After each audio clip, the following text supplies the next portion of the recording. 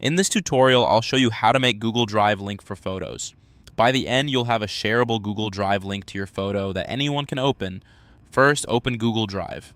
Go to drive.google.com in your web browser and sign in if you're not already signed in. You should see your My Drive page with folders and files. Next, upload the photo using New, then File Upload.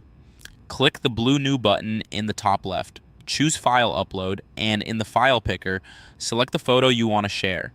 Click Open. Watch the upload status in the bottom right corner. Wait until it says the upload is complete so the file is fully in your drive. Right-click the photo you just uploaded. If you don't see it immediately, you may need to scroll or use the search bar at the top to find it by name. On the File tile or in the list view, as you right-click to open the context menu, click Get Link. This opens the sharing window for that exact file. Change access to anyone with the link. In the sharing window, look for General Access. If it shows restricted, open the dropdown and switch it to anyone with the link. Leave the permission as viewer so people can only view the photo and can't edit or delete it. This setting ensures the link will work for anyone you share it with, even if they don't have a Google account.